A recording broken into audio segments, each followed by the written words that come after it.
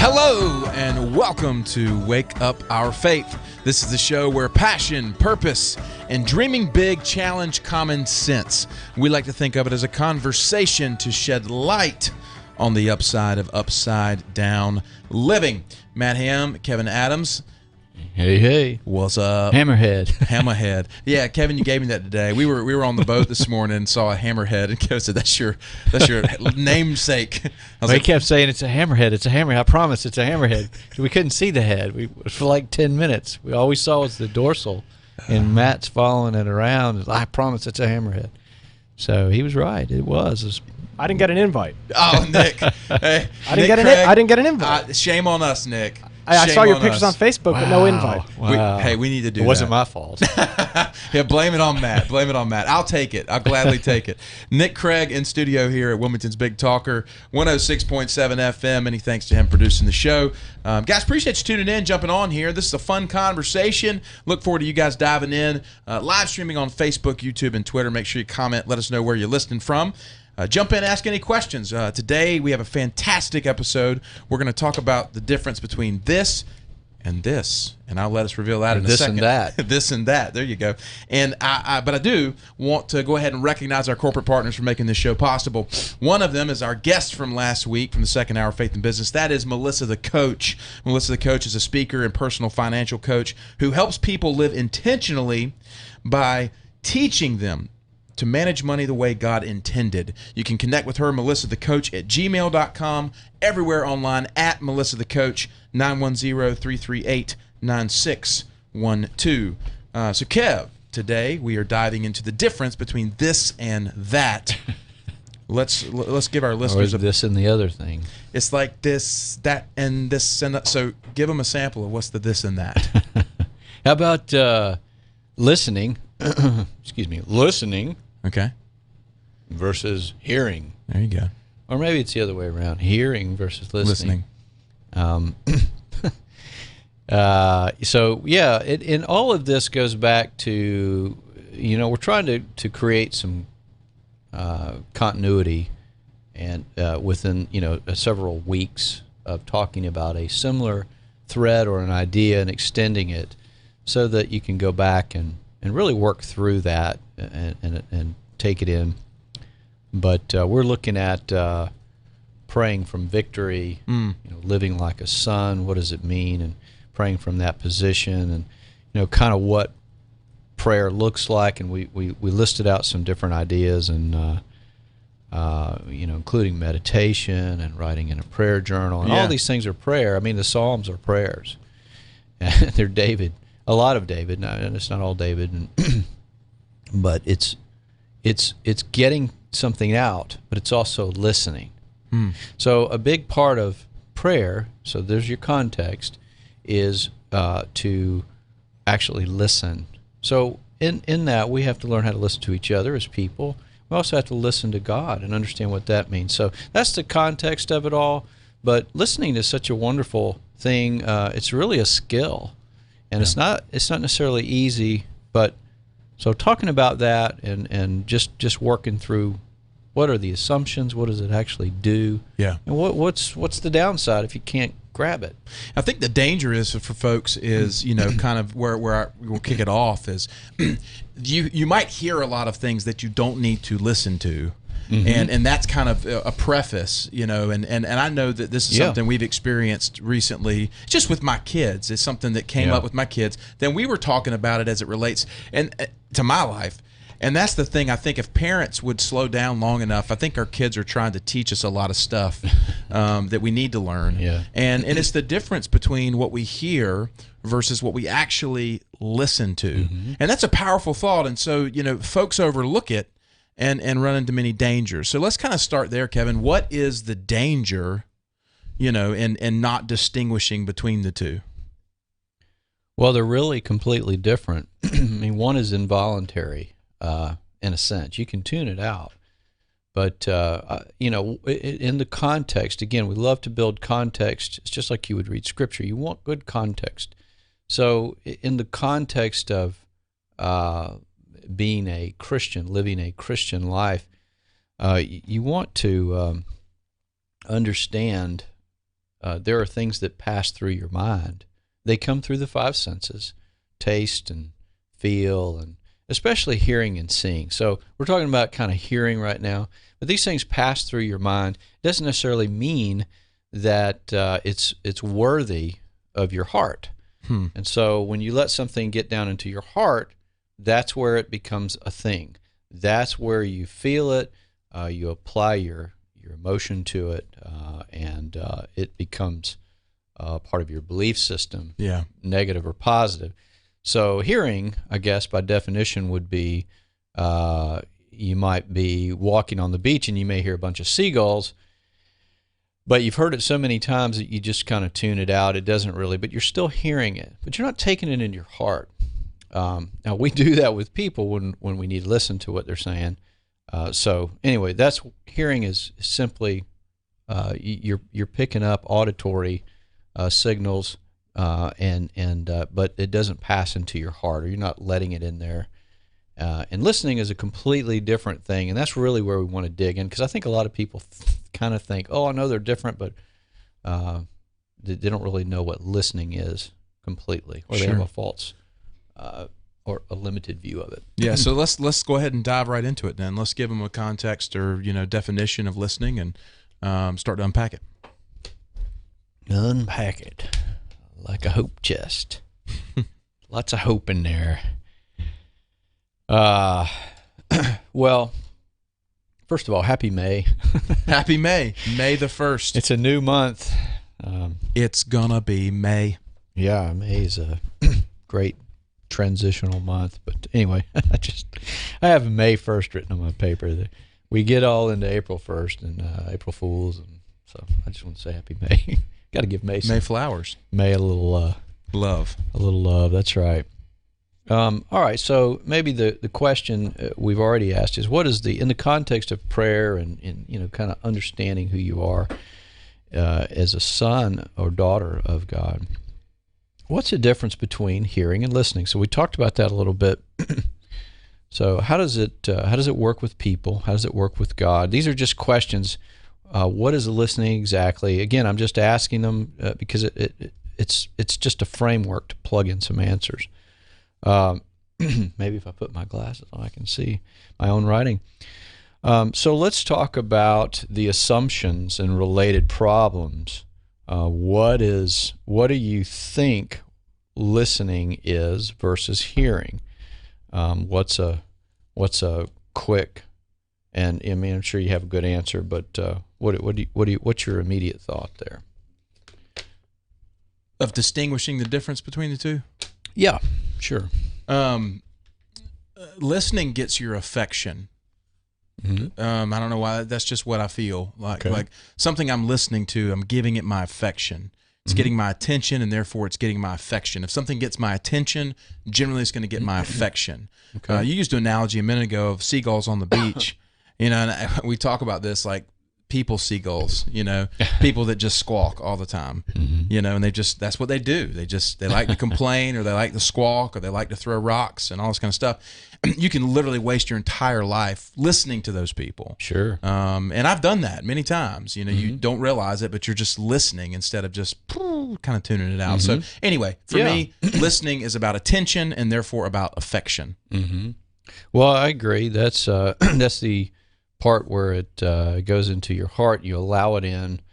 So yeah, I mean I think that's a worthy, a good answer. So. And we can talk about your son too, and playing baseball and having the crowd.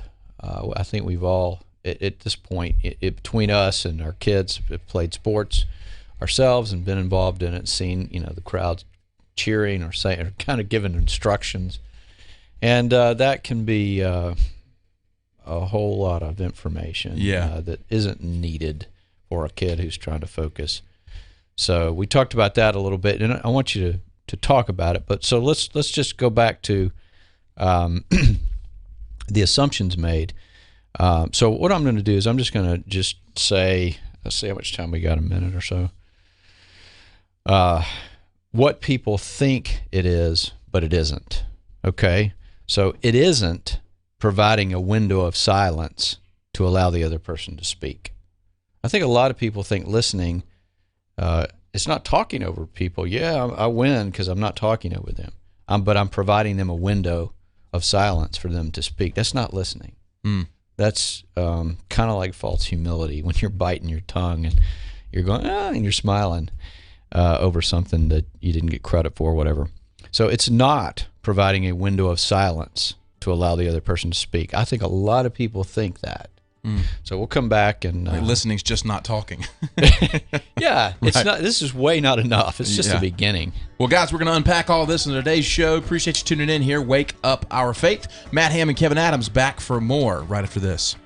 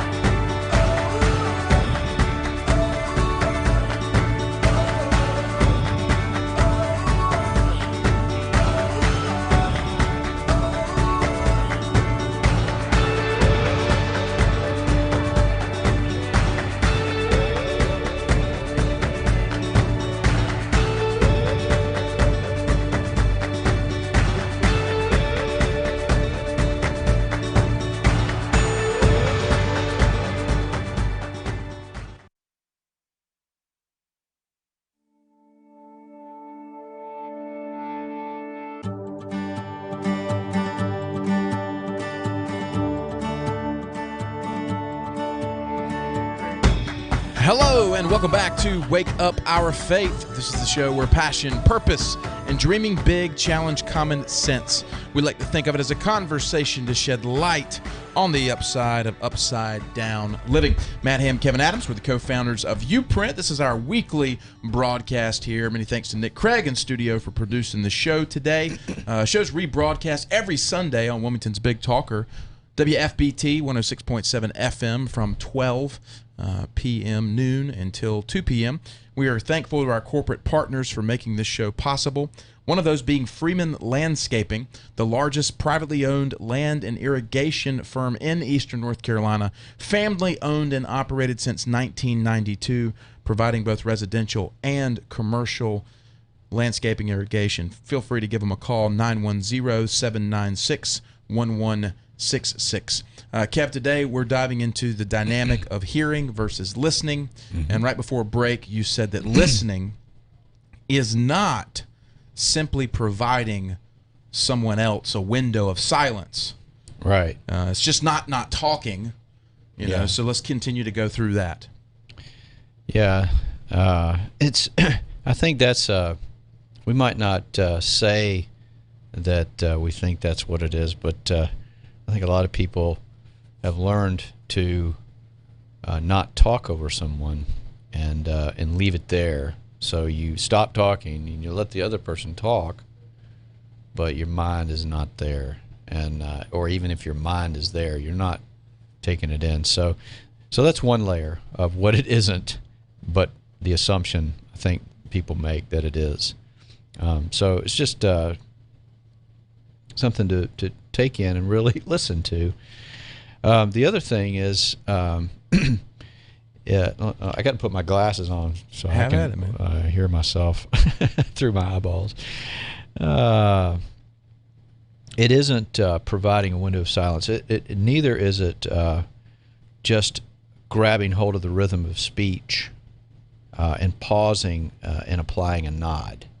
So these are subtle things, but I think they're behavior patterns, things that we learn where, again, you talked about the affection part of it, and earlier I mentioned, listening is actually taking it into your heart. It means that you're really grabbing hold of it, you're feeling it. So a lot of people just provide a window of silence, and they think that's enough. And other people are a little bit further ahead, and sorry, my speaker thing's going out.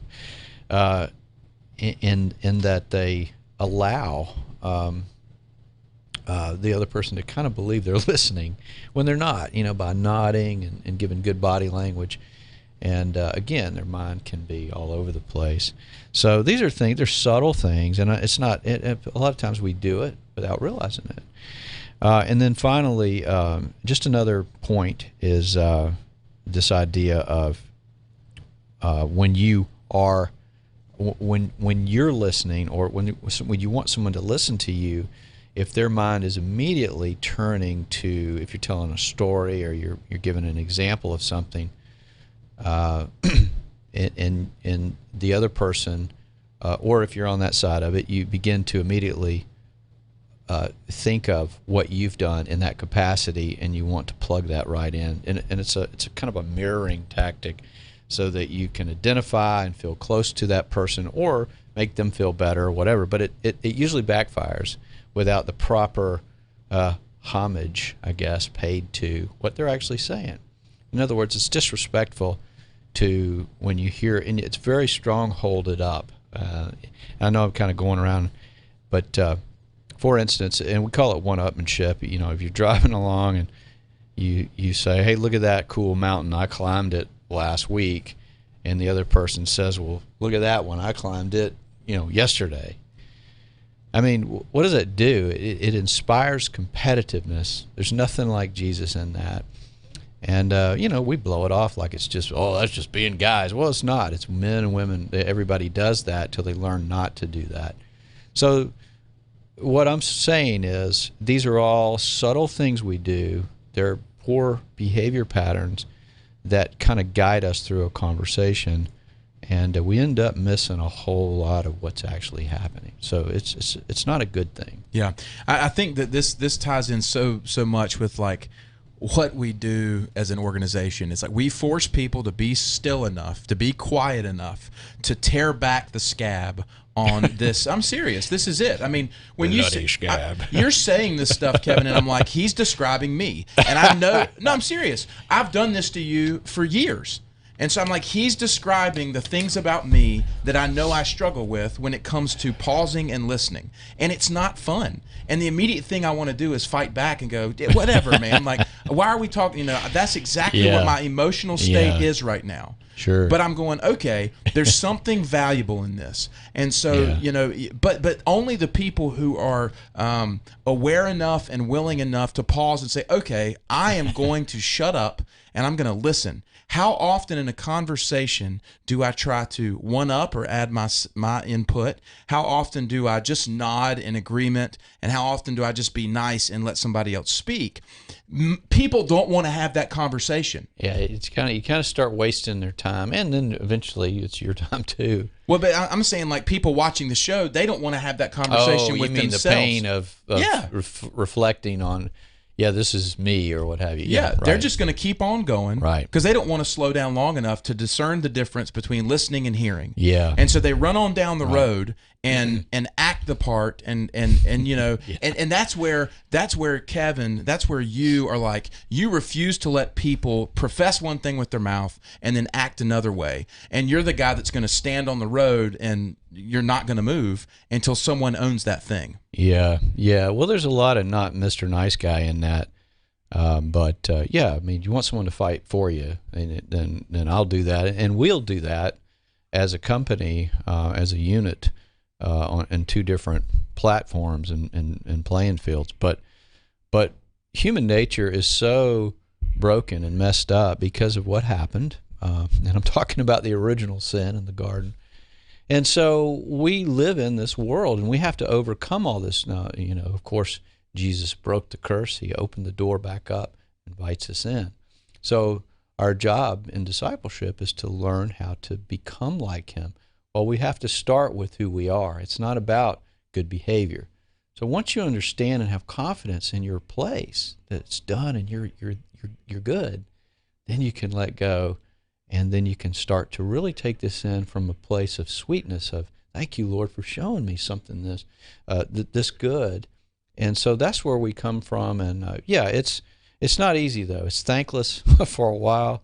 I've had people, you know, for months and months and months just think, oh, man, you're just hard. And then later on they go, thank you so much. You helped me change my life. And that is so rewarding. But that's what we do as part of it. But anyway, so we deal with these different things because they're subtle, and people just go on. They get to be 80 years old and don't even realize, man, I've been doing that all my life. How many times have I missed out on what someone's saying that really could have changed my life? So I saw somebody the other day comment on social media talking about the Enneagram. You know, the Enneagram is probably one of those things that you love that puts people into boxes and categories and all that kind of stuff. I say that facetiously. Love, hate. so the Enneagram, and, you know, again, the argument is, well, man, I'm just a 7. And that's just what 7s do. Or, man, I'm just a high D. You know, I'm just a... So what do you say to the person when you're regarding listening and hearing who says, listen, man, I just, that's not in my personality. That's not who I am. Mm-hmm. I think that so many people make excuses for their strongholds because it's too painful to deal with actually becoming a better person. Yes, that's right. It's you know, it putting things in boxes. There's a lot of, we are both two things, right? We have the corporate DNA of God. He is our Father, and we are his kiddos and his family. So in that, we are all the same. Like, we got, you know, our legs and arms, and we function the same. It's good, but we are vastly different when it comes to just like our own siblings. You know, how many people, unless you're twins, of course you got twins, but even your twins are not the same person. They're very different. So that is where we focus. We appreciate the corporate, the body, the family, the mission. But we have to realize that we all have different gifts, and there is a vacancy in history with each of our names on it. So this just lends itself to that. It's just another piece of mentoring, coaching, whatever you want to call it, that most people don't do. It's not a bunch of principles. It's actually, let's dig in, because you are so different than anyone else ever born. You have to press in on these things, and it's different for everybody. It's very organic, in other words. But it is, that one thing is a thing that a lot of people struggle with. So it's a lot of it's by accident. You know, we had a show called Accidental Hypocrisy, and a lot of people don't realize they're doing it. Mm-hmm. So anyway, just we're wrapping up here. Trying to walk through that. That's fine. We can come back, but want to talk more about what listening actually is, and how to overcome it. Yeah. Well, that's a good thought. Well, guys, this is Matt Ham and Kevin Adams. Wake Up Our Faith. We'll be back for more right after this.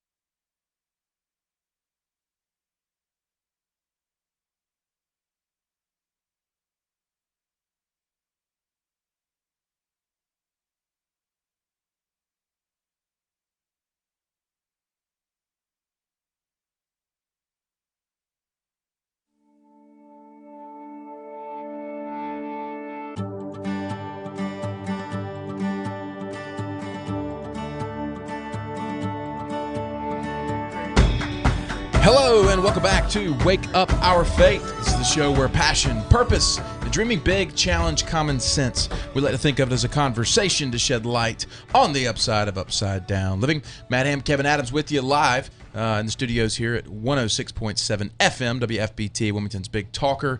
Appreciate you guys tuning in, checking us out. Want to remind you about our portable faith community. This is how we get connected with folks, and we've actually set up a new system I just wanted to share on air that folks can do to kind of get plugged in. If you text the word YouPrint, YOUPRINT, to 33222, so text YouPrint to 33222. We'll start a conversation with you via text, invite you into some of our services. It's tied to our nonprofit now. There's just so many cool things going on. It's going to be a way that you can stay invested in yourself by getting content, powerful content each day. But also, too, you're turning around and because of our organization and our ministry and our mission, you're actually investing in the city of Wilmington, the people here and abroad that need to be freed from their strongholds. Mm-hmm. So it's super cool, man. Yeah, and that's YouPrint, one word. Yes, YOUPRINT, one word. Yep, and it's 33222. Yeah, that's great. Yeah, just let our listeners know that that's a way to get plugged in now. It's very easy, right to your device. Make it simple because we know everybody's busy, right? No more excuses there for the busy people. We want to thank our corporate partners, one of those being Dr. Greg Veman of Seacoast Skin Surgery and Everlasting Strength Ministries. You can check him out on the web, everlastingstrength.org. Phone number 910-256-2100. We need to reconnect with Dr. V and get him on here. Yeah, I think you've had some dialogue there, right? Be coming soon. Yeah, good. Be coming soon. Good. So today's show, Kev, we're really unpacking a powerful dynamic, and that's the difference between hearing and listening. And we've been going through what listening isn't and giving folks kind of an example of what it isn't. Let's turn the tables now and start talking about what listening is. Yeah. Well, listen, now you throw these words around, they become more magnified. Listen, man, listen. Listen. So do we want hearers in our audience? What do we call them? Listeners. And so that right there is a good place to start. You don't want to be around people who just hear you. I mean, this goes into marriage. It goes into every type of relationships that we have, including our relationship with God. So we want to walk through all that, and we have the time today, and we can apply it to business in the business hour. So, but anyway, we talked about three different things that sort of are these assumptions that people sort of jump into. Just providing a window of silence to allow the other person to speak. That's not listening. Giving a body language or a nod, you kind of mailing it in, knowing how to do that by rote behavior without actually taking in what they're saying. So that's, and then the other thing is the one-upmanship. In other words, your mind is thinking about whatever you want to say or compare or compete with, so you can feel secure, and that's all of that is unhealthy. You can live with it, but it's not the best way to be free. All right, so looking at what listening is, and again, you know me, man, I'm big on context. I got to circle the mountain again, and I just know that ultimately is how people get stuff eventually, but it does take some time. But listening is, and this is my opinion and my view on it, but I'm been around a while and should have a pretty good thought process about it. Number one, and again, we'll go back to the affection thing because I agree with that 100%. But it is just 4 points. It is turning your entire focus toward the voice. Now we're talking about a voice. It could be a sound. Maybe you want to hear those seagulls. When I first came to Wilmington after being away from the ocean for so many years, I was listening to every dadgum seagull in Walmart parking lot going, wow, I love it. So it's turning your entire focus toward that voice. And that means this is where you're going to gig some people, where they've got, it's kind of like, how to throw a football. You've got to point your feet. You got to point your eyes, point your body. Wherever you point, that's where the ball's going to go. When you're surfing, same deal. All right? So you want to point your focus toward that person. I know there's moments where you got a cell phone or whatever, and we all kind of do that. But ultimately, if we want to listen, we got to put everything down and focus. All right?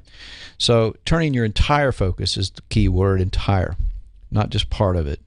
There's an MIT study that says the human brain cannot do two things at once. Only one thing can it focus on. People are faster at jumping back and forth than others, but typically, or for sure, you can only focus on one thing. So it's better to go and start kind of at home base and say, all right, let's talk. Here's my focus. All right. Now, the second thing is digesting what they are saying completely. Completely is the key word there. Because, we're really good at sort of piecemeal focus and then piecemeal digesting parts of it. So, and what that looks like is we, instead of one-upmanship, we follow up by asking them more about that thing. Okay, so for instance, if you're driving in a car and someone says, hey, I went skiing on that mountain the other day, and instead of going, yeah, me too, or yeah, I did it too, or here's when I did it, and stop. They're telling you something that's important to them. Stop and say, well, tell me more about that. Let me make sure I understand what you're saying. Tell me about the mountain. Tell me about how it felt. That right there is Jesus. That's listening. Jumping into whatever you want to say isn't. All right? But, look, I'm guilty. We're all guilty of it because life is fast. So this is not about condemnation. It's about saying, hey, there's some truth here. Let's all lay it down and start fresh with this. Okay? So the next thing is, so you got focus, digesting, asking, following up, and then you've got applying context. So one of the most healthy things that slows us down, and that's why I talk about it a lot, and it is applying context. When you want to apply context to something, it forces you to slow down and really, really pay attention. It's like trying to study Scripture without context. Now, I'm not talking about Proverbs or Psalms or something that doesn't have it. But if you're studying, about the life of David, you've got to have some context or you won't really understand his importance. All right? So context, if you go into a conversation thinking about that, what you do is God begins to open up a picture for you. And then you start seeing, the attachments of what that person's saying to other things that are important. So it starts to have greater value. I don't know if that makes sense, but anyway. And I'm going to mention the last one here, and you can jump in. I don't want to take over. But, okay, so this is where what you said earlier, Matt, and that is by using the word affection, it is allowing your heart to feel it so that you can begin to relate to it and empathize, and then again, ask more details. So a real conversation between someone that you care about, or even if you don't, if what they have to say is important to you, this is what it looks like. These are the sort of principles, I guess, but they have to be lived out. But the big thing is you want to be able to feel what they feel. And if you can do that, and they can do that for you, then you walk away with it. If it takes you a 30-minute conversation or a 5-minute, it's productive. So anyway, there you go.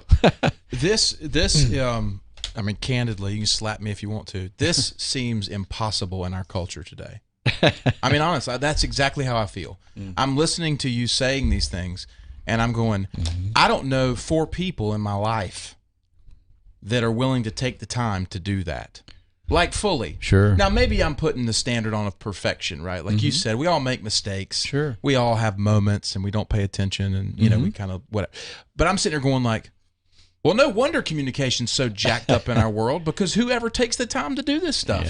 Yeah. It's so fast-paced. It's so just quick, digestible, competitive. Right. I'm going to come back at you. Yeah. And I'm sitting there going like, well, who is this? Well, it maybe to help us understand, we need to look at the problems that come from not doing this.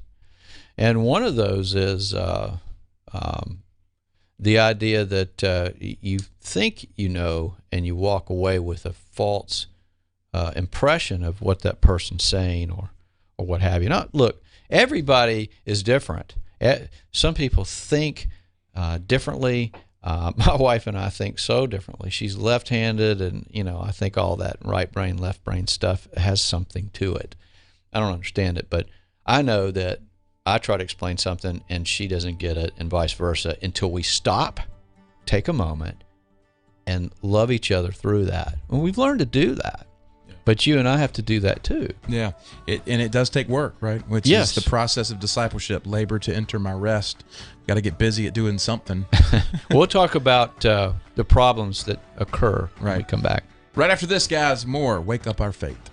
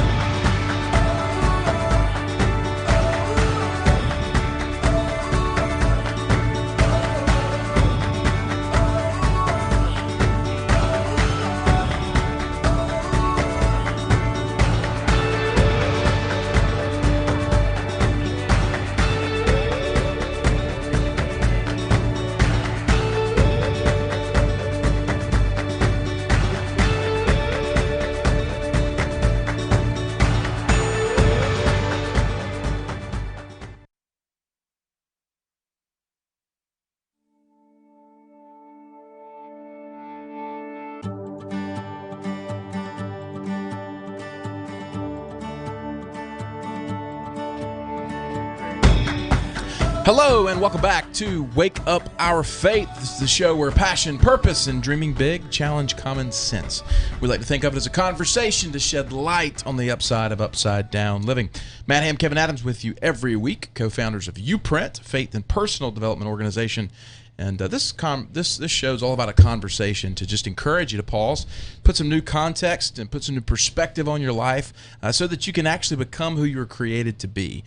God intended you with genius to pour out into the world, but that genius cannot be released if it's being blocked up by all kinds of strongholds, obstacles, struggles. And so what we do is help remove those by forcing folks, or inviting folks, I should say, into just a deeper conversation than you have on the street corner about, who's running for president or whatever. That's all fine and well, but here we go deep and invite you to do the same and see freedom on the backside of it. So all that being said, Corporate partners make this show possible, one of those being Chris Hutchins at Guaranteed Rate Mortgage. Many thanks to Chris and his growing team. More than 20 years experience in the mortgage business, right above PT's off of Military Cutoff in the Progress Point Center there. 910-344-0304 if you're looking to buy a home or refinance a home. Anything in the mortgage business, call Chris at Guaranteed Rate. So Kevin, today we are talking about the difference between hearing something and actually listening. And we broke down what listening is not, and then we dove into what listening is. And in the final segment of the first hour today, let's unpack the problems that arise for people when they don't listen properly and or confuse hearing with listening. Yeah, so one of the big things is think about the tortoise and the hare. If you and I don't individualize this for you. I'm individualizing the whole show, by the way. This is there's my disclaimer. This is not Matt, although it's probably helpful to Matt as it was and for me I'm bigger than you. Different times. You are, man. You're a big old dude. Wrestle you down. Yeah, I've got lots of little engine fight in me though. So yeah, let's just talk about a few of those things. One of the big things here, and I've seen it over and over, and I've participated in it. So this is, again, it's not condemnation. It's just, let's just shed light on it and call it what it is. It's a lot of people, you mentioned this, they just sort of go there and I don't remember exactly how you said it, but they don't, it's an excuse. It's just, well, that's just how I am. Man, is that not the world? Wow. That's like that whole thing, I don't know. Instead of really thinking, a lot of people just say, I don't know. I have no idea. It's because they don't want to think. All right. Now, so sometimes you really don't know, but more often than not, it's laziness of some sort. So one of the big problems is jumping into, because you're not willing to listen to what that person is saying, not with their words only, but what they're emoting, what they're feeling, what they're walking through. Now, when it comes to mentoring and discipleship and coaching, this is paramount. Because you've got to go there with people. All right, that doesn't mean everybody has to do that. So what it does mean, though, is at some level you want to be able to feel what they're feeling, because what people feel ultimately is way more important than what's said. So in order to get that in, it's like, maybe you don't understand Mandarin Chinese, but I tell you what, you sit with a guy who speaks Mandarin long enough and really focus on him and his heart, you're going to start understanding what's going on in there. All right? So, Jesus lived this way. He could see into a person's heart. So, and I believe we can too. And we are all gifted differently. But anyway, what happens is when we don't at least make the attempt and practice this, is we walk away assuming that I understand what you're saying. And I see it over and over and over because I'm very slow. And I paint a big picture in a lot of context. It's not fun for everybody. But what I see is people assume they know what I'm saying. And they jump real quick. And then, later on, it's like, well, that's not what I said at all. and that's not what I asked for, or that's not what I was trying to convey, or, maybe I meant something encouraging and it was taken the wrong way. So a lot of that is just cultural mishap. It's being sort of brainwashed by Madison Avenue and cell phones and whatnot to be a soundbite, I can't put my phone down world. It's ridiculous. But that aside, we can do it. I know you were saying that a minute ago, and it was sort of cynically, it is tough because we're in a tough world, but that doesn't relieve our responsibility.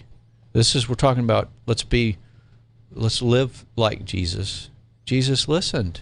He took the time and he listened. It doesn't mean everybody's the same. Peter and Paul, two different cats, two different dudes, very different personality. But is their heart in? Are they listening? Do they care what's going on inside of the other person enough to slow down? It takes practice. Everything takes a little bit of practice. So, but the big problem is walking away assuming if you're the guy listening but hearing instead, then you can paint a bad picture of what you think they're saying. And I've done it. When you think about, done it. I'm immediately thinking about marriage problems and how many people struggle in marriage because they're hearing their wife, they're not listening to their wife, or husband, vice versa.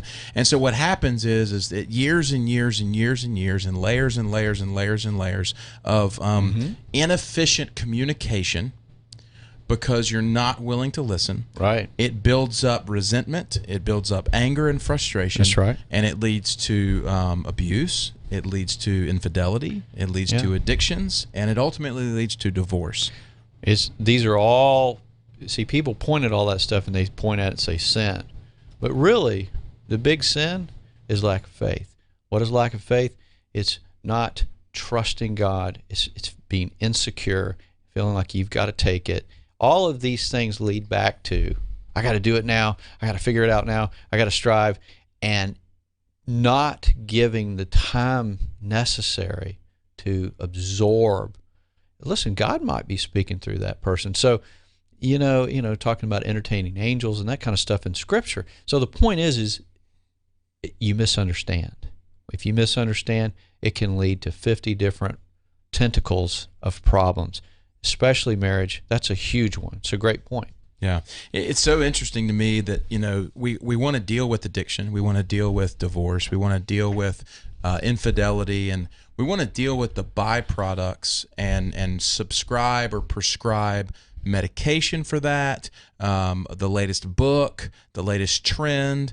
And we end up dealing with all of the byproducts of the reality, which is poor communication because somebody will not pause long enough to listen.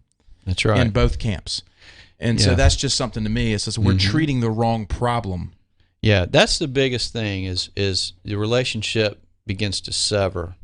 Whether it's a business relationship, friendship, marriage, brothers, sisters, or just acquaintances. In a business relationship, which we'll talk about in a little while, this is huge.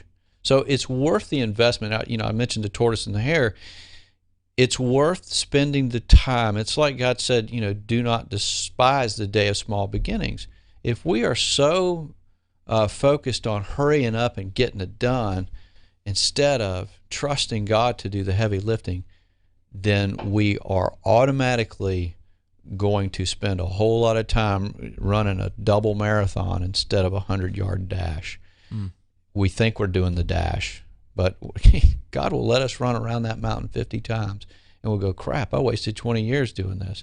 And, there's a reason the divorce rate is 66%, 70%. Whether you go to church or not, doesn't matter. Yeah. It looks exactly the same. So back to that.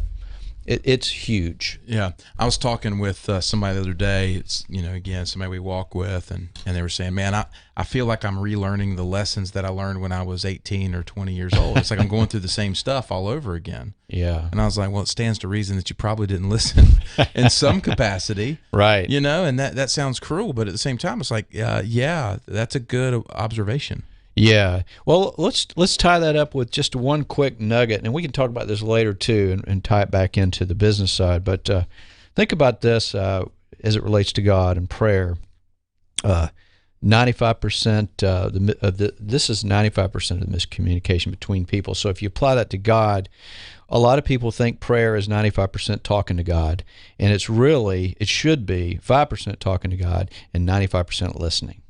We really need to listen to God a whole lot more than He needs to listen to us. So think about it that way, just as an added layer to this. Well, it's a fantastic conversation here, which means listening, turning your entire focus, digesting what they're saying completely, applying context, and allowing your heart to feel it so that you can empathize. 4 great points, Kevin. First hour of Wake Up Our Faith in the books. Matt Ham, Kevin Adams. Do check out the Portable Faith community. uprint.life. We'll be back for more after this.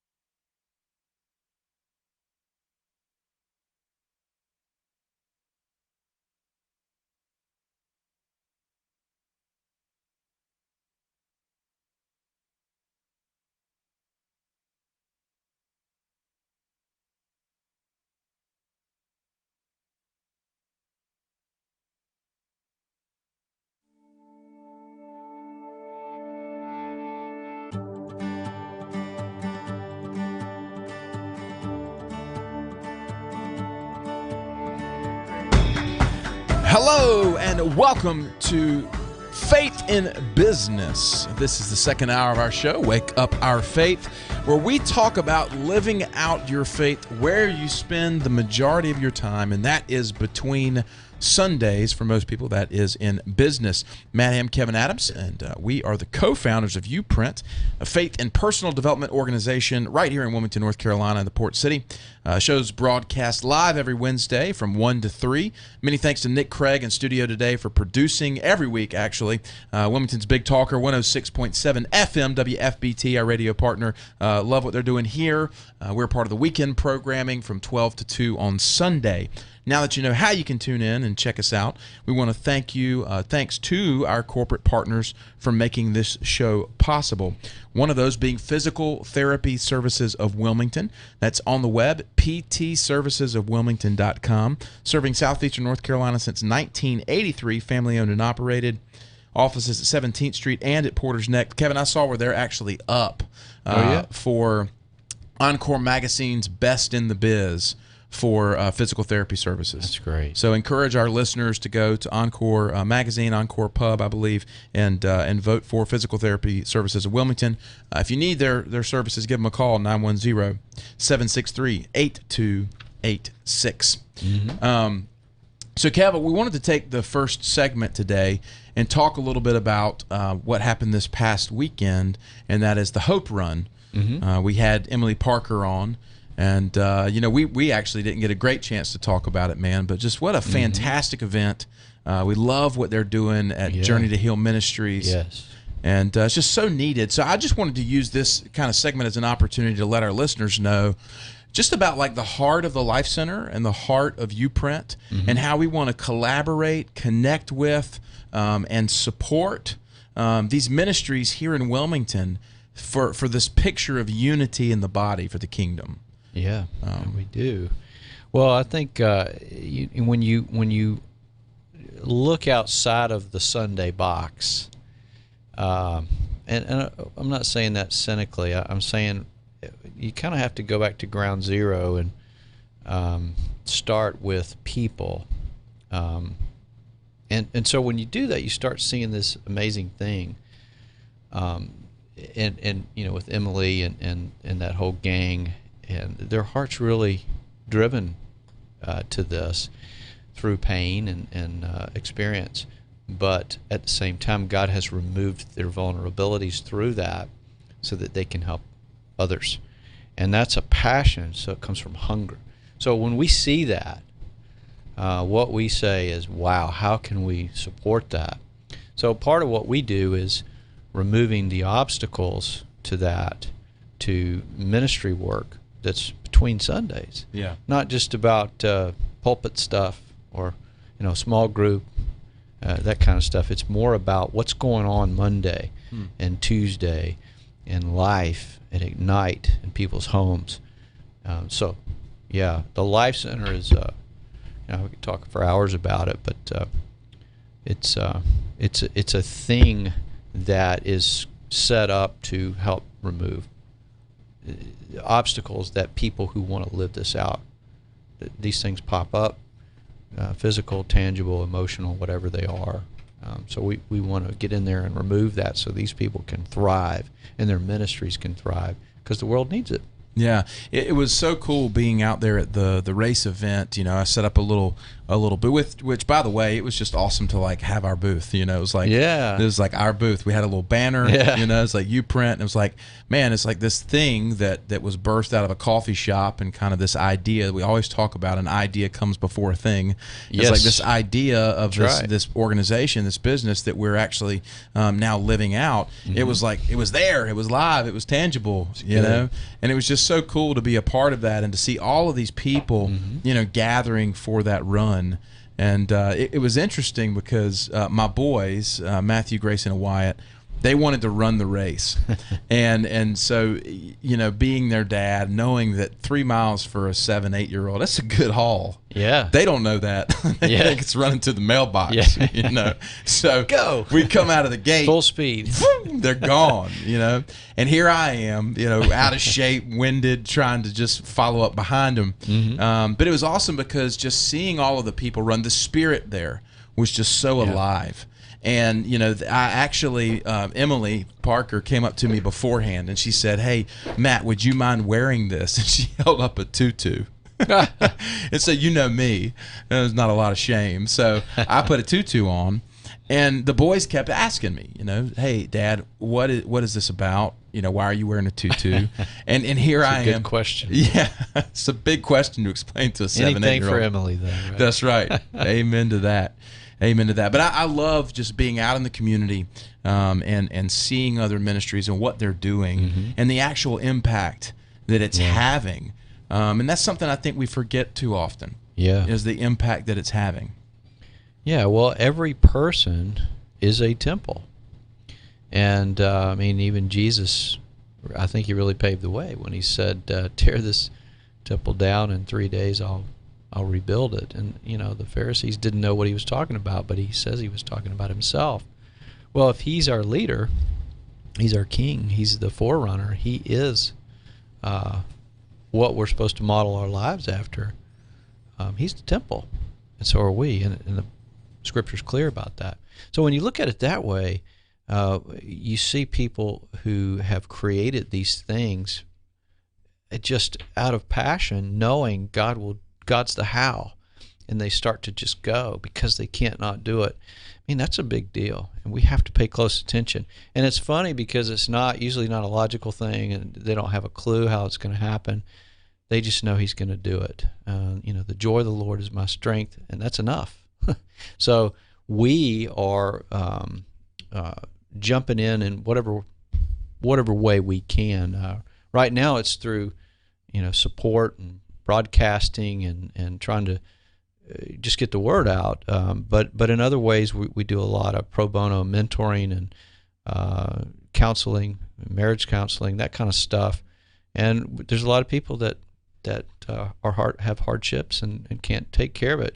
Well, on the other hand, we've got a lot of neat little side things going on, Passion Provision, where we're trying to begin to help individuals and families who have a dream and have some things in the way. It can be a small thing, or it could just be some groceries. But that's building and going, and eventually we'll have a campus and all that kind of stuff. Right now, we're just a group of people. Yeah, it's awesome just to see that move, and just encouraging for me to just know that there is a move, there is something that's going on here in the city, sure, that we get to participate in. And so I just wanted to throw it out there, just to, first of all, just to let folks know about Journey to Heal again, yes, what they're doing. I believe it's journeytohealministries.org. Yeah. They're specifically about sexual abuse awareness and prevention. And would love you go back a couple episodes on the podcast to listen to Emily Parker. Go back even a few more to listen to Crystal Sutherland. You guys can check that out. But I wanted to say secondarily, Kevin, if somebody listening is part of a nonprofit, or if they have someone that's doing some cool stuff that we need to know about, I just wanted to encourage folks to reach out to us. Sure. Because we want to foster these things, and we want to be a part of the move in the city and offer what we have, right, which is this radio program and our resources, mentoring and the like. Right. So anyway, I just wanted to shoot that out there. Yeah. Well, I think that if you're in some type of a business community, whether you're nonprofit and ministerial, or it's more trading services, if your heart belongs to him and you want to live that out in your business, we want to support that. And so jump on in, and even if it's just jumping into the community for daily encouragement. Yeah. It's a way to kind of trade with each other and help each other, support one another. Yeah, I want to let folks know before we go to break here. I mean, part of what Kevin's saying is, so we've created the Portable Faith Community, which is a way for people to get plugged in to our ministry, to our nonprofit, as far as contributing.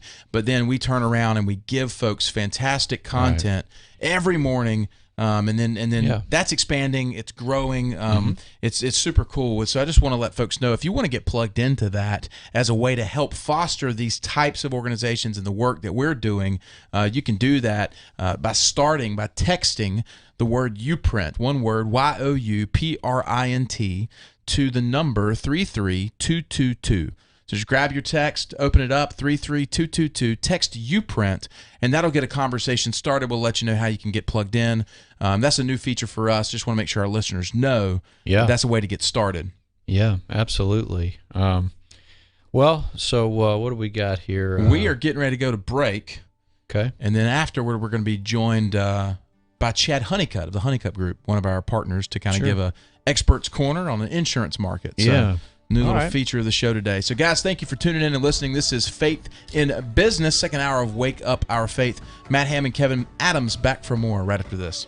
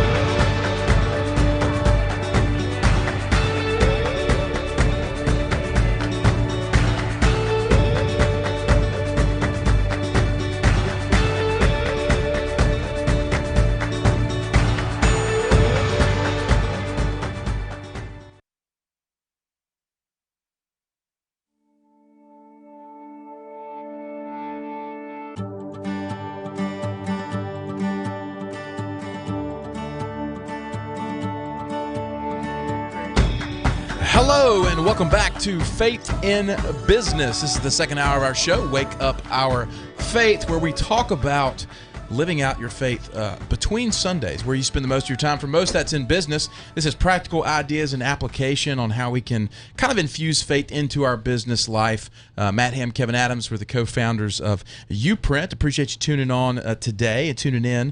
Our show is made possible by our corporate partners. These are folks that are in the community. They're friends of ours, most of them. We believe in what they do. We actively are sending folks to their businesses as needed, and it's really about a network of people for you, our listeners and viewers, kind of vetting and trusted folks who can do what it is that you need, whether it's your mortgage business, whether it's your insurance, whether it's home buying, and all the stuff that we go through life needing. And one of those is actually on the line with us. as an industry expert kind of corner. Kevin, this is a new thing that you've been suggesting for a while, and we're glad to welcome Chad Adams. Chad Adams. That is so funny that I did that, because that is one of those Freudian slips. Chad Honeycutt. Chad Honeycutt. Thank you. Even Chad, I know. Chad slapped me. What's up, dude? Oh, man, I am doing great. Hope you guys are. Yes, sir, man. Yeah. Chad Honeycutt is with the Honeycutt Group, and you're our exclusive insurance partner, man. So tell our listeners a little bit more about yourself and kind of catch us up here on the insurance industry in Wilmington. Oh, you got it, man. Thanks again for the opportunity and having me on the show, and it's an honor to be with you. I tell you what, I've been in the insurance business for a long time. I got started back in 2005. And been here operating solely in the Wilmington market since 2010. So we've insured thousands of coastal homes and boats and automobiles and so forth. And then, about 7.5 months ago, we had a friend, Hurricane Florence, visit us. And that's hard to believe it's been 7.5 months, but it's been some time. But that certainly shook things up around here. And so we've certainly stayed very busy along with the real estate business. We kind of shut down that fourth quarter of last year, but we have been rocking and rolling as far as trying to get everybody's wanting to review the insurances and make sure that they understand policies. And probably our biggest learning experience, and it's a lot of our customers' biggest their learning experience, was if you live in this area, you are in a flood zone. We hear people all the time talk about, oh, I'm not in a flood zone, I don't need flood insurance. You're in a flood zone. It may not be a high probability zone, and your mortgage company may not require you to carry it, but you're in a flood zone, and that is coverage that we saw hundreds of people that didn't have the coverage for flood insurance, and their homes were flooded, some a foot of water, some 6 feet of water. And so that's been a real learning experience, and we've really been trying to work with our communities around the Wilmington area to just update them on the importance of looking into it. And Chad, that's a great point, and having been in insurance, you know that flood insurance is that conversation that nobody wants to have until they wish they had it. That's right. Well, when you need to have it, it's probably too late. Yep. That's kind of like that's kind of like what we do, Kevin. It's like when you need to have the conversation, it's too late. Should have been here yesterday. Get on the front end. So Chad, let folks know if you have any other updates. Feel free to share those, man. But we want to make sure that folks know kind of how they can get connected with you and what you can kind of bring to the table as in your business. Sure thing. Well, the best way to learn a little bit about us is our website, which is honeycuttgroup.com. Honeycutt spelled a little bit different. It's HUNEYCUTT, and then the word group.com. A lot of information out there about the coverages that we provide. Our office, we have 2 offices in Wilmington. One is located in Illumina Station, and then we have a second location in the RE/MAX Real Estate Building at 1650 Military Cutoff. So great ways to learn about us. We take a consultative approach. So we're an independent agent, so we represent probably 30 to 35 different companies. And so one of the things that everybody that's in the insurance business knows, there's ebbs and flows to certain appetites that certain insurance carriers have. Sometimes they want to be really aggressive with their rates. Sometimes they want to be, really increase their rates. And so what we're able to do is work with multiple carriers to help make sure that you find that right spot. And if it's carriers take, massive increases, which we see that a lot, we have the opportunity to move you around to different companies to make sure that you're always paying a rate that's industry competitive. Hey, Chad, it's Kevin. Yes.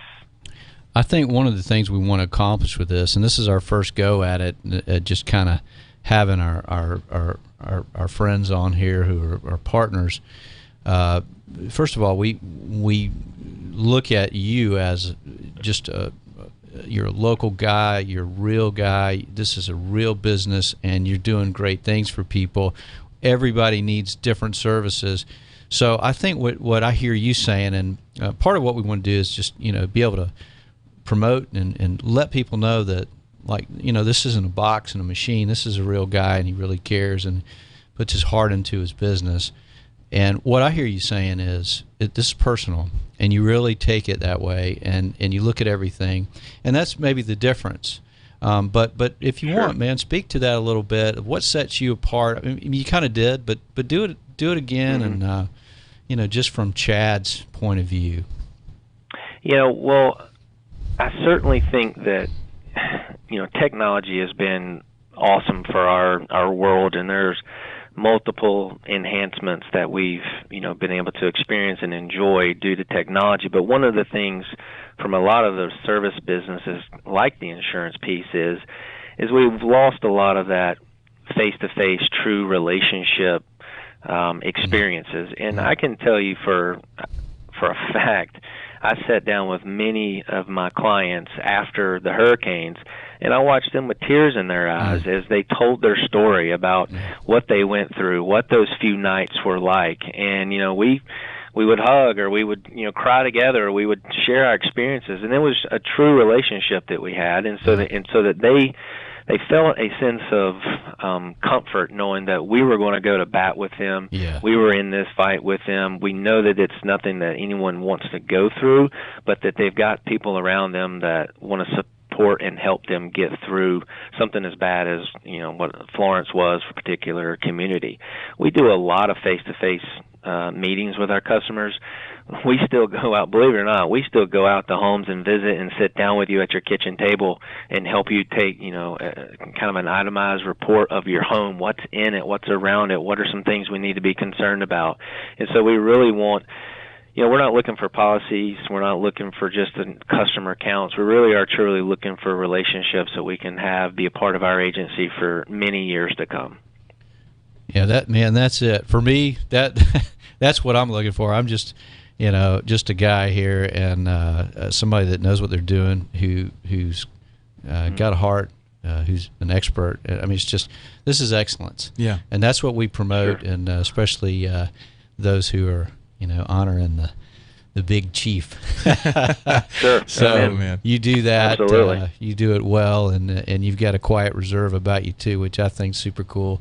But last thing, and again, we're kind of jumping in, and we want to give you that opportunity every so often to just come on and talk a little bit.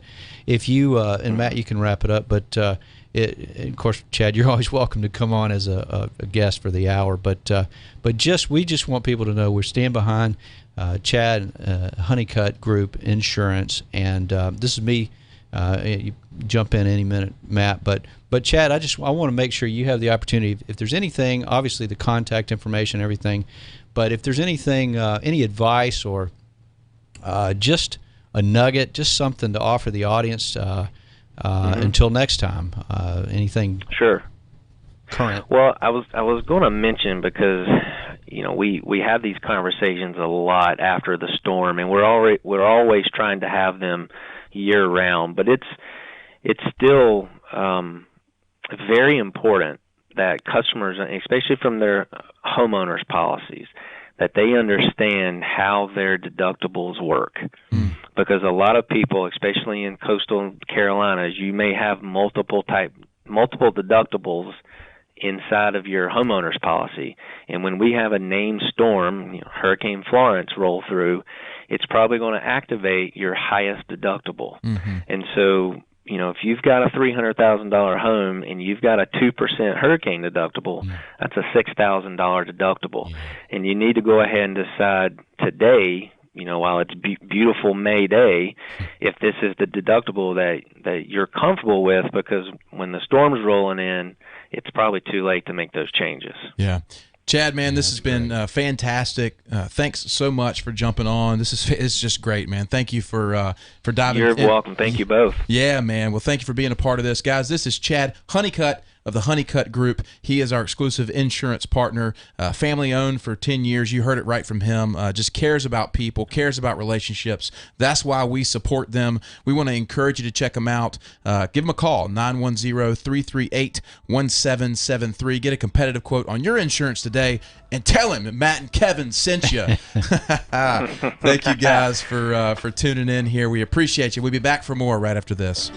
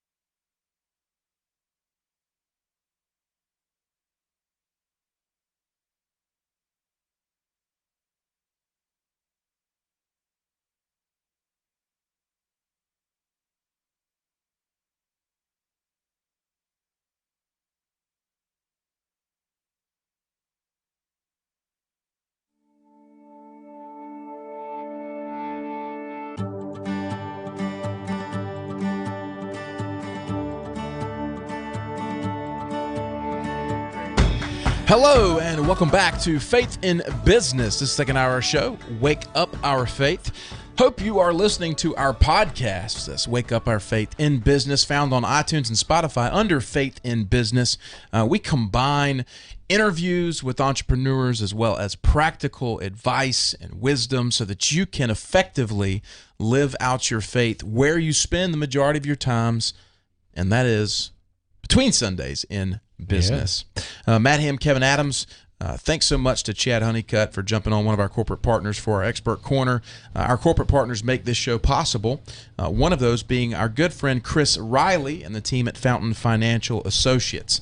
They are in the business of giving clients and their families a better life. They like to call it keeping promises. Make sure you give Chris and the team at Fountain Financial Associates a call, 910-256-8882. So, Kevin, the first hour of our show today, Wake Up Our Faith, we talked about the dynamic, the difference between hearing and listening. And so we want to unpack that in this segment here about how do we do that in business? What's the difference between hearing and listening? How does it apply in business? And I think it was a great segue with Chad Honeycutt talking about how he was relational with his clients, listening to them. So just a great example there to kind of piggyback off of. Now let's talk about what it looks like. Yeah, well, that's the personal aspect. I think, one of the things we want to do, and we want to do it selectively and with good timing, but that is to, we stand behind these people and they stand with us, and we want to put a name and a face and a heart, a personality. So it's really good to hear from Chad. Everybody's different, but this is what we do, and so anyway, being able to help people understand, this is not just another company. This is actually a personality in someone's heart and their business and their family, and so there's some dedication there, and a lot of empathetic. I think you have to have that to function in that capacity, whatever your company is or your thing is. But that said, we're talking about business now and kind of that because it's so you can't get away from it. And we're not talking about you have to set up a lemonade stand and talk about God in that, or preaching from your desk at the office. We're talking about the space, the time, the 24-hour period where a lot of it you're sleeping, but a whole lot of it you're actually trading services for commerce, and that is business, however it looks, whether you're working at a computer or going to an office. So in that, we talk about a lot of different principles and ideas and things that are just very simple, but things that people have forgotten, or culture has kind of tidal waved them and overhauled them and shifted people. And people are in a mode of quick bad behavior. So I'll give you a quick, for instance. We were in a place the other day, and a girl said something. Holly had a neat little Beach and Barn T-shirt on. This younger girl says, "I love your shirt." And, Holly was going to say thank you, and a millisecond later respond, "Wow, yeah, thank you. I got it at..." the girl had already walked away. She wasn't listening. She just said that. So why did she say it? And so the point is there's a lot of that kind of stuff going on where people aren't really listening. They're just mailing it in. It's flattery. It's just crap is what it is. So I don't want to beat that girl up, but the point is that's culture. How do we cut through that? We have to get light shed on this stuff. So what is the difference between listening and hearing? We talked about that last segment.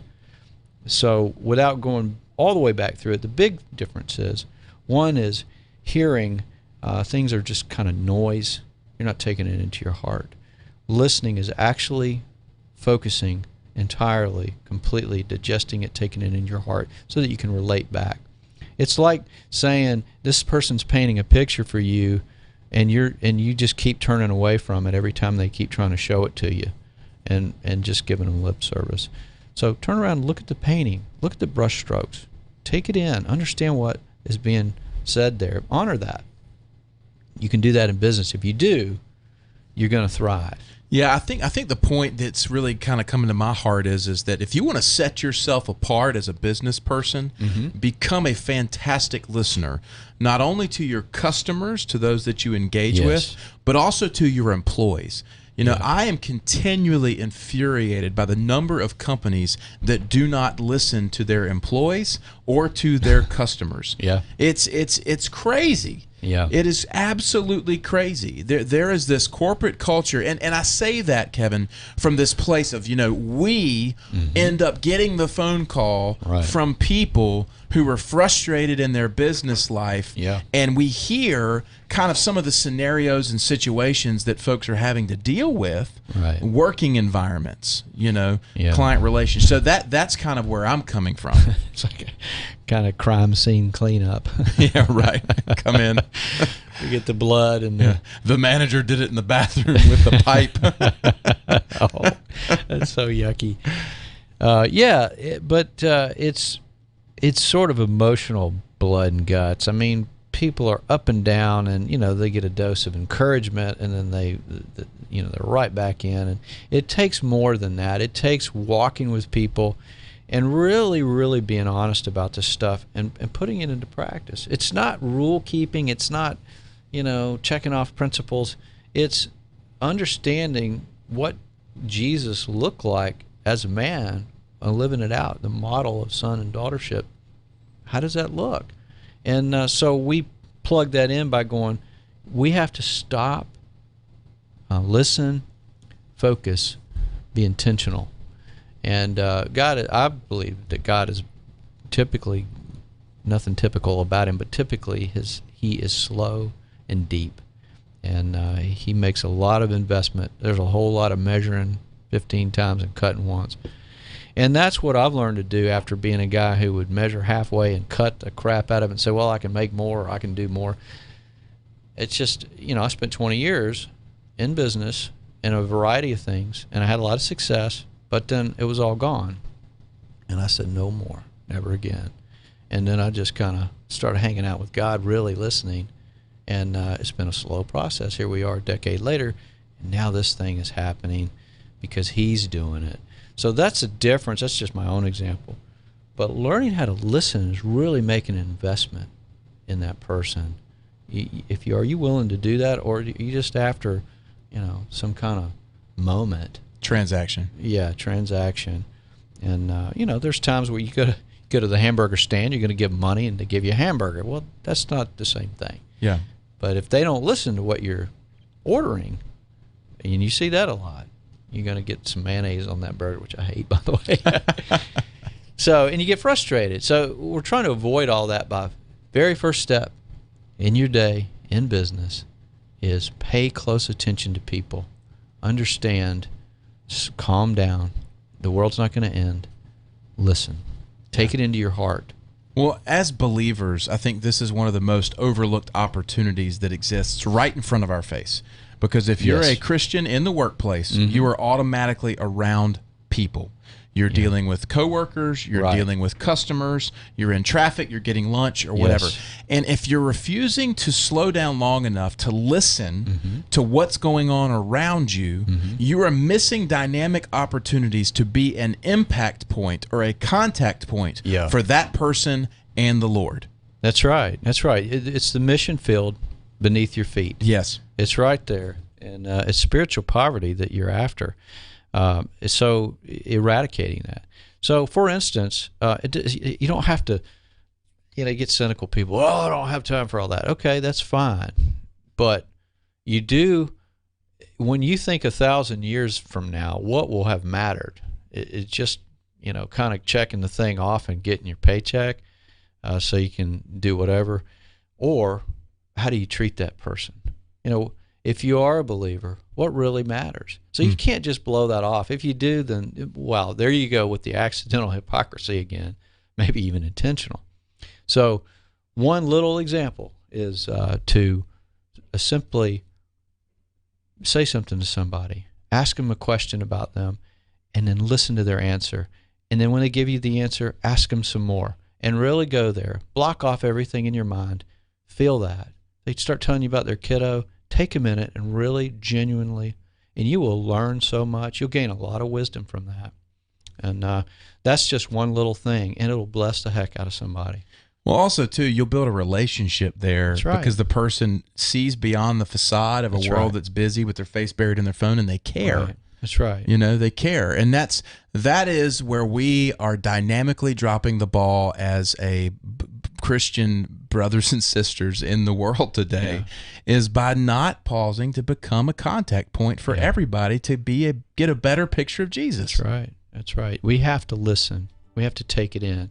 We have to relate. We have to empathize. That's Jesus. Yeah. And we all do it differently, but we all have that responsibility. Yeah. And we got to do it in business. Guys, you're listening to Faith in Business. Matt Ham and Kevin Adams back for our last segment right after this.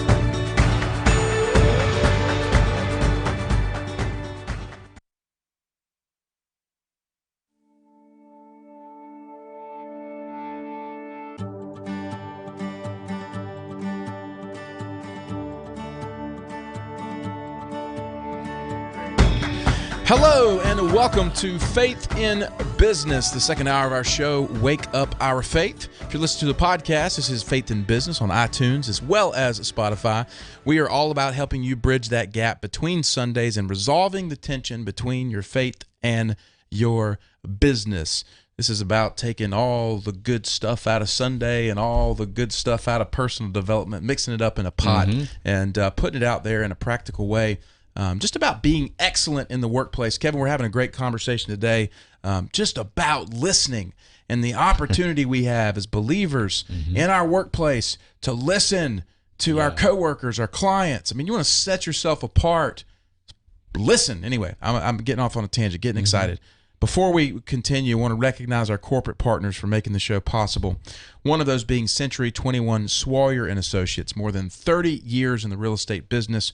The market right now is crazy. If you're buying or selling, make sure to give Century 21 Swalyer and Associates a call, 910-256-0021.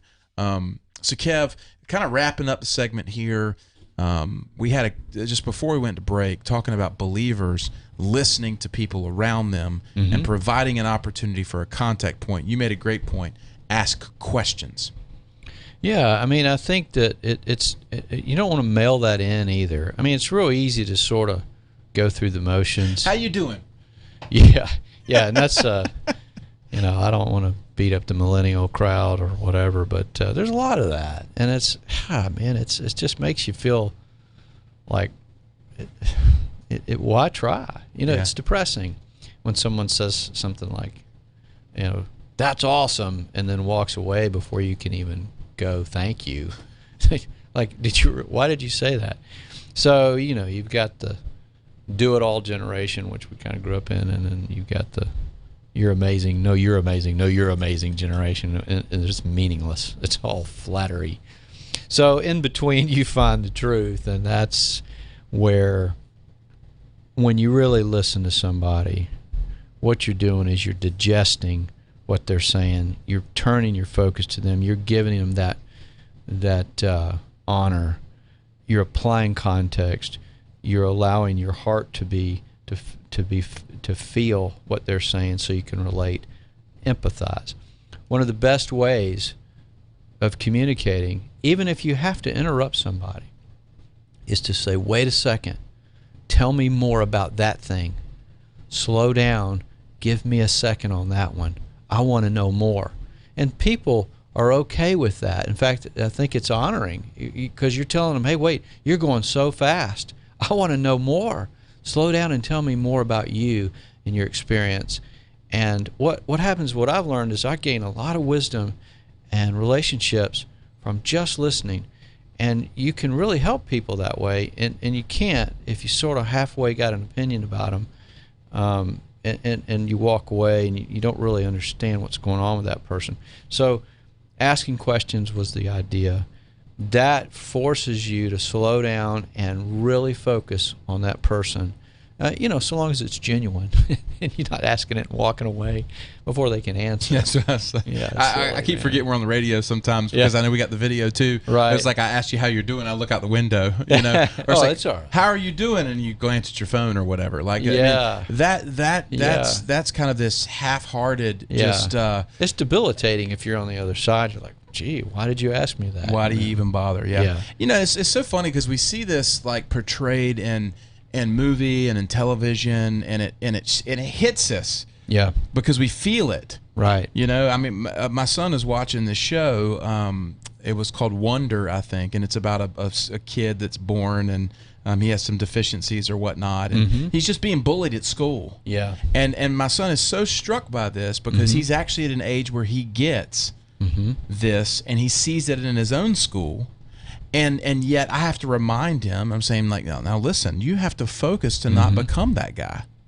You know, you've got to pay attention. You've got to get beyond this. So we do these things, they become, as we say, kind of rote habit. Yeah. We don't know we do them, but man, we got to take charge of it. Yeah, we do. And so along those lines, we were talking about your son earlier, playing baseball and hearing the voices of the crowd, hey, bada, and they kind of hurry up, whatever they're throwing out there, to the coach or to the kids, or,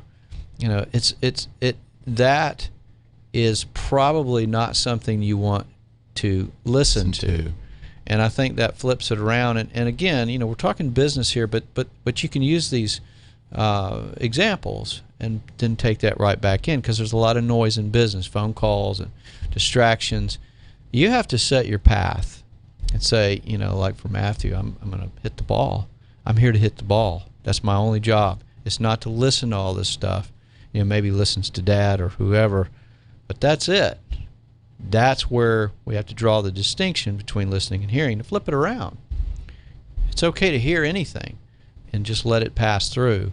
It's not okay to take all that stuff in your heart, like even encouragement. Sometimes it's too much. It's overwhelming. So anyway, you got a thought? Yeah, I'm thinking right now about a salesperson. Okay. Who is listening to the pressure that is put on them. Yeah. About production, meeting expectations. Yeah. Hey, where are you today, Kev? Where are you? Listen, we're not here for your feelings. We're here to produce widgets, and you're behind. You need to get on it. Yeah, pressure. Right? Yeah. So they're listening to the pressure of a world that's telling them they're not good enough, and then they're wondering why they're not achieving because they're listening and it's coming into their heart, and they're actually believing that they're not good enough to do the job that they've been created to do. That's right. And so, I was talking to a salesperson. This is what brought it up, and he said that one of his coworkers was literally like crying to him the other day. And the guy was buckling under all this pressure because he was listening to all these voices. And I just want to go grab that guy, give him a hug, and like, you need to tell everybody else to shut up, and you need to start not letting that into your heart and get on with good, man. Yeah. Well, and it takes practice. So you have to come back to, and that's one of the things we send out these nuggets every morning, and they're just a minute of thought to help you start your day. It doesn't take much time, but it's powerful. And these are the kind of things where you have to start out, we talked about having a gratitude and a joy journal, painting your target, writing down your desires. Spending these are investments in who you are so that you can be really good for other people. And what better place is there than business to do that? So that sales guy, we used to hear, go get in debt. So you'll have the pressure of making money. I mean, it was serious. It wasn't a joke. Worst advice ever. Yeah. Gosh. Yeah. Dog. I mean, sales 101 back in 80s and 90s or whatever. But anyway, that's not from God. No. And I don't care how much it works. Even when I worked at UPS years ago in the 80s, and I got into management, and they had the 2x4 method versus the 3x5 method. One is the 2x4 method is you can just beat them over the head. It's like, you can beat that thing into submission pretty soon, but you're not. It's got a very short-term benefit. So, being like Jesus, a lot of this is stop, take it in, honor that person, and God will give you back all the time you've spent on it. And that's really what this boils down to. But then you also have the wisdom to not listen to the things that you shouldn't. Going back to Matthew's playing baseball and having all the voices. You don't need to listen to the dog that's barking behind the fence. You just keep going. Pretty soon the dog will bark, and it won't matter, and you won't notice it, and he'll stop barking. You're going forward. So it's about knowing the difference between listening and hearing, how to apply it properly. Yeah, and that's a part of maturation. That's a part of growing and learning, And it goes without saying, man, but like this, Kevin, this is a picture of what we do and what sets us apart as a executive coaching organization.